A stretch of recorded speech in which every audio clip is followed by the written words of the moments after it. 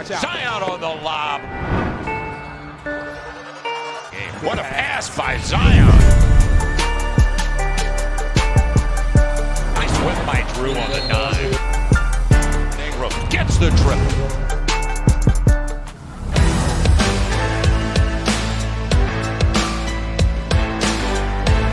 What's up, Pelicans fans? Welcome into another edition of Pelicans Preview presented by Smoothie King. I'm Caroline Gonzalez. We're just about an hour away from tip-off as your Pelicans approach their second game of their back-to-back against the Washington Wizards tonight at 7 p.m. You can watch tip-off coming up on Fox Sports New Orleans. Time now to welcome in tonight's guest. It is Locked On Pelicans podcast host Jake Madison. Jake, 4 months without sports as the host of a sports podcast. How have you kept yourself busy during this time? Yeah, it's been a little bit different, I think. I've become a home improvement expert. I've done a lot of plumbing around the house. I've done some drywall to fix a few things, but definitely trying to stay sane. Started to lose my mind a little bit. And that's when I really considered at one point making an Instagram for our cats here. But I'm glad we got basketball back before I hit that point. I'm glad with that too, Jake. So just about a month now that Pelicans basketball specifically, has been back. Obviously, the team is inside the NBA bubble. How have things changed as far as a podcast host are concerned from your end, not having to go to the arena to work these games? You know, it's definitely different. I miss being able to kind of see everybody there, talk to everybody there. It gives you a lot of ideas on what's going on with the team, gives you some insight to get different perspectives. And I think you miss out on that a little bit. And just kind of the camaraderie of everything in there. But it's helped my sleep schedule a little bit because I'm not having to run home after games to record. And now that we're seeing actual basketball in the bubble again, it's easier to talk about the games, what's going on with the team, while also looking towards the future. So from that aspect of it, I'm happy we're seeing some games again. All right, well, before we get into tonight's game, let's get you caught up on yesterday's game as the Pelicans took on the Sacramento Kings. Now, this game was a lot of offense because both teams shot the ball extremely well. They shot the ball over 50%. Both teams shot the ball over 50%. Yes, you heard me correctly. The Pelicans were led by Brandon Ingram and Zion Williamson, who both had 24 points, but unfortunately, your Pelicans lost 140 to 125 in their matinee. All right, let's watch highlights from that game against the Sacramento Kings. The Sacramento Kings were looking for their first win in the bubble as they took on Zion Williamson and the New Orleans Pelicans. And Zion and his Pels had no answers for the Kings offense, particularly their backcourt. Bogdan Bogdanovic on his way to a career day here in the first quarter, knocking down a couple of threes. De'Aaron Fox getting into the act early as well, right into the teeth of that defense for the little floater. He gets that to fall. Then it's Bogdanovic all by his lonesome. That was one of the themes defensively for New Orleans. Bogdanovic with 19 points in the first quarter as Sacramento put up 49 in the quarter. Of course, the Pelicans are going to score. They shot 57%. That was Zion going to work. Brandon Ingram's an all-star as well. He had 24. But the issues were on the other end. Sacramento, score after score after score. It's Fox this time hanging and hitting the and one as he goes for 30 points and 10 assists. Sacramento scored 40 in the third quarter as well. Zion keeping the Pels in it, 10 of 12, 24 points in just 22 minutes. But again, the issues were on the other end. Little luck doesn't hurt. Bogdanovic flips that up and home somehow. Fox, mid-range goes. Harrison Barnes all by himself in the corner for three. And then Corey Joseph is off, but Fox, De'Aaron on the spot. Fourth career 30-point, 10-assist game of his career. The Kings get their first bubble win. Pels drop to 1-3 since the restart. All right, we just saw highlights from yesterday's matinee against the Sacramento Kings. Jake, obviously not what you were hoping to see out of the Pelicans, but did you have any key takeaways from watching yesterday's game? Yeah, you know, despite the loss, they still put up 125 points, and the offense looked really good. They didn't get to play their style of game where they want to get in the fast break, play in transition. They only had 2 fast break points in that. So to put up that many points shows they're growing on the offensive end, I think, in a slower paced game than what they were hoping for. You saw Zion Williamson feel very impactful out there. He only missed 2 shots throughout the game. kind of imposing his will down low. But more than that, you're seeing him become a bit of a playmaker. He had 3 assists in this game, and throughout the bubble, we've seen some of the passing from him that we didn't see during the regular season. He's had a couple of really nifty behind-the-back bounce passes, really almost letting the game come to him a little bit. When the Sacramento Kings and other teams take away the rim, he's willing to look for that open teammate, and he can clearly see his vision has improved during this time off. So the loss was disappointing. The defense wasn't where you wanted this team to be, but the offense is still clicking, and that's where they're going to win a lot of games. You know, Jake, it gave me a little bit of taste of the 2017 media basketball game where you were just draining shots and I couldn't play defense. Like, that's basically what happened out there on the court. I think that was Salerson and Will Guillory draining shots. I do believe I was 0-3 in that game, but I did have a rebound over someone who had like 4 inches on me, and I'm about 6'1" too. So I'm going to take that, call it a victory, and maybe never mention this again. Small wins, Jake, small wins. Exactly. That's what you're looking for here if you're the Pelicans too, in the bubble. Things to build off of. This was never necessarily about this season. It's all about looking towards the future, and you can see those pieces in place. All right, Jake, let's switch gears to tonight's game. It is time for our squad goals presented by Zatarain's. Obviously, we know the position that the Wizards are in. We know the positions that the Pelicans are in. What are your squad goals for the Pelicans going into tonight's game? Yeah, they've got to end possessions. The Wizards aren't a strong offensive rebounding team, but neither were the Kings. And when the Wizards miss, and they will because they're the 4th worst shooting team here in the bubble, the Pelicans need to grab that rebound and not gift a struggling team easy second chance points. With that in mind, they need to come out with the right intensity as well. We've seen them at times play down to the level of their competition. And while on paper the Wizards don't look good, they've still got NBA players there, and NBA players are competitive and play with a lot of pride, and they're going to come out and try and win this game. They cannot come out flat in this one. And then finally, we probably say this every time we talk about this team, it's value the ball. Cut down on the turnovers. Don't end up with empty possessions. If they can turn the ball over 12, 13, 14 times, they're going to be in a good position to try and win this game. As my good friend John DeShazier says, they get paid too. So they are going to show up and play just as much as the Pelicans are going to show up and play. Jake, we heard Alvin Gentry speak yesterday after the game about defense and getting into the basketball. How big of an emphasis is defense, especially after yesterday's game against the Kings? Look, that's where they lost that one, and that's an area they've needed to improve all season long, and at times they've shown that. You know, since Christmas Day, they're actually the 10th best defense in the league, but it seemed to have left them a little bit in the bubble. And when you watched yesterday's game, and what you're going to want to see tonight is you've got to make the opponent feel a little bit uncomfortable. They let the Kings kind of do whatever they wanted. Tonight against the Washington Wizards, make Ish Smith feel uncomfortable and don't let him do what he wants to do. Same for Thomas Bryant, they're centered down low. Put a body on him, as Alvin Gentry said, get into him a little bit and just make things more difficult. There's more talent on this Pelicans team, and if they play their style, at least force the Wizards to adapt a little bit, they should be able to get the victory. All right, we'll hear more from Jake in just a bit, but let's hear from the team first. It's time now for our Sound Up presented by Beats by Dre. Let's go inside the bubble and hear from the team. Personally, every loss it feels the same to me because I'm a competitor. Like I want to win every game. I don't think it was a lack of effort.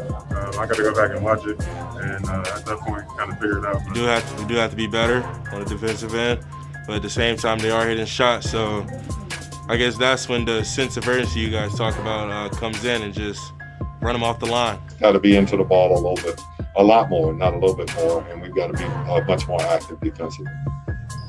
Just be able to be disappointed when somebody scores, and sometimes that might be hard because you're just giving all your effort on defense and leaving it out there. We got to come together as a team, and our coaches have to come together, and we all got to just figure out how we're going to adjust to it. We just got to do a better job of communicating with each other when we're out there. We've got to get better, and we got to get better right away. Just got to lock in. This game is hard. It's tough to play, but you got to do it.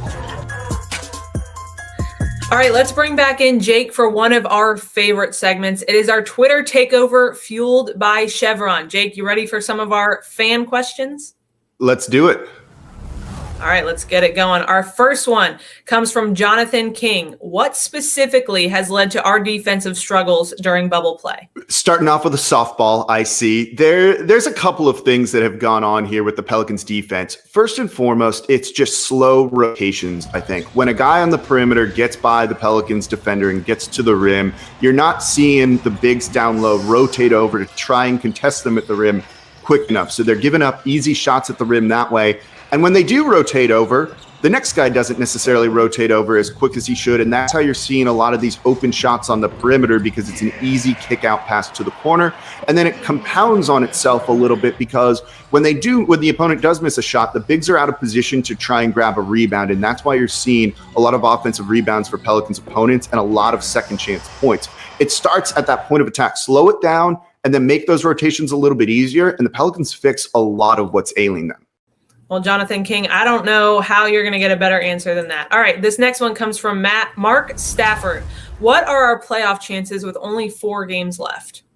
So we've seen that this Western Conference playoff race is wide open, and that means that the Pelicans are still in it despite the loss yesterday. And I think people need to remember they're not just competing for the 8th spot right now, but the 9th spot as well, which gives them a little bit more wiggle room. They just need to get into the play-in tournament between the 8th and 9th seed rather than just gunning for the 8th spot themselves. So they look still pretty good. I don't want to put a percentage on it, or maybe I should, and then if I get it right, I'm going to look like a genius here. But I think they're still right in the middle of this. They've got 4 meaningful games to go. They get 2 games against the Spurs and the Kings here, where they're against playoff rivals, where you can jump up in the standings with that win alone. 2 easy-ish games against the Wizards and the Magic to end things. So I'm not ready to rule this team out just yet.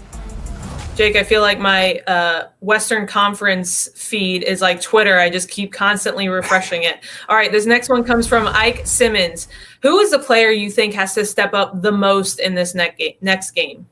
I think it's Nicolo Melli. There's 2 things they really need him to do, and that's shoot the 3-point shot really well. And they love putting him out there next to Zion Williamson. It spaces the court so well. It makes everything easier for Zion down low. He just hasn't been shooting as well as you would have liked to have seen from him, like we saw from him during the regular season. If he can get that 3-point shot going, it opens up the Pelicans offense even more. They also need another big other than Derek Favors and Zion to do a lot of the rebounding down low to end possessions. If he's able to get in those positions to secure a defensive rebound, it fixes a lot of what's hurting the Pelicans on the defensive side of the ball. Nice work there, Jake. All right, let's go inside the NBA bubble once again and hear from Pelicans rookies Nickeil Alexander-Walker and Jackson Hayes, who have certainly had a lot of opportunity to show off their potential. This is a sit-down between Nickeil Alexander-Walker and Jackson Hayes as they talk about their rookie season, which has certainly been unique, and their personal style. It's this edition of The Bubble Beat.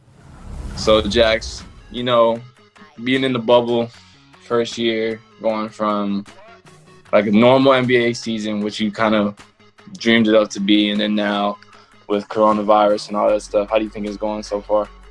I think it's been going good. I like what our team's been doing down here in the bubble. I love been working out. I mean, my regular rookie season was awesome. Even though we didn't get the whole 82 games, I feel like that was still fun. How you feeling about it? I mean, it's fun. We get to finish it out. I'm excited because we have a chance at the playoffs. Always been interested in playing in the playoffs as a kid, and so not having the chance, it's pretty cool. What would you say your favorite rookie moment was? Ooh, my favorite rookie moment gotta be our first summer league game, if I'm being honest. That was. I think I would agree, just because we went from sitting there watching, just bored, itching to get out there and play, and then finally actually getting to play. That was crazy. That whole summer league week was just different. But you are a part of the all rookie team in Drip. Yeah. And, I take a lot of notes from you.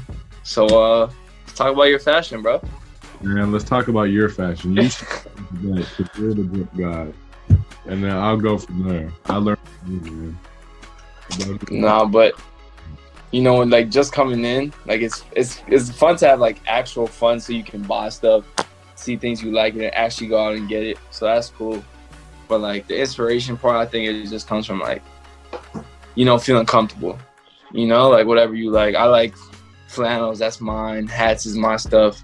So, like, I try to find as much as that and incorporate it. So it's like it looks simple, or to me it's simple, but to others it stands out, you know? But yeah, for me it's all about just comfortability. I love hoodies and, like you said, flannels. I'll really just go with the sweatpants sometimes, if not some jeans, and then my J's always. I feel you. So, you know, what are some of your, like, prized possessions right now? Like shoes that maybe you brought with you, or shoes that, like, you really like that you own? I probably brought all my favorite shoes, if I'm being honest. Let me grab some. See, we got these, the 5s, off-white 5s, some green lobsters, some Air Force off-whites, both my off-whites ones, some Travis's, and then my green Blazers. Okay. Oh, those shoes right there are probably my favorite shoes out of all my shoes. How many kicks did you bring? I didn't even ask you that yet. For me, I brought, so I knew I was going to have some sent out to me. So I came here, believe it or not, with 2 pairs. I came here with my SB Dunks and then my custom 6K Friends and Family Air Force Ones. And to me, like, everyone knows back home, like, my boys and everything, like, everywhere I go, like, I'll have something 6K. So it's either a t-shirt, the shoes, the slips. So it's like, to have, like, a Nike shoe that I can wear with it on is tough. So I'd say in terms of heat, it might not be the highest pair, but, like, for me, those are my most valuable.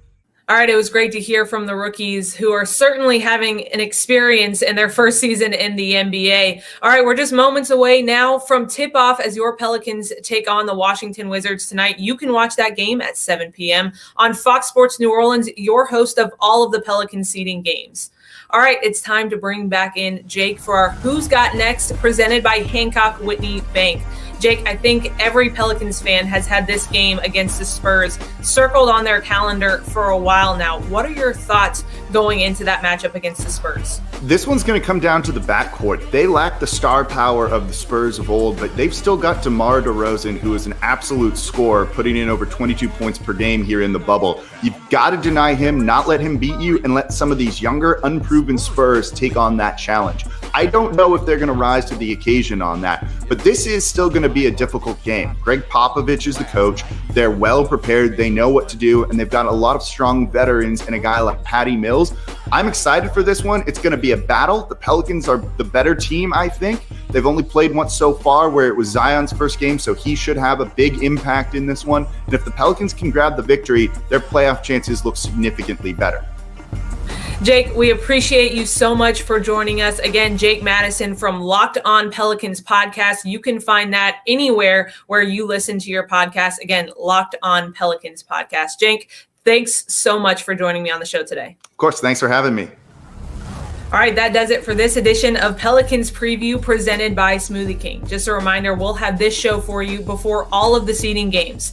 Our next one will be on Sunday as your Pelicans approach the game against the San Antonio Spurs. I'll be joined by Pelicans radio play-by-play voice Todd Graffinini. Again, you can watch tonight's game on Fox Sports New Orleans at 7 p.m. All right, let's get you hyped for tip-off. Nikhil takes it straight at Nikola Jokic and makes the left-hand layup. Right here, tomahawk. Pico for 3. Good. He just ripped both holes. Holiday is shoveled at J.J. Redick and knocks down a 3 ball.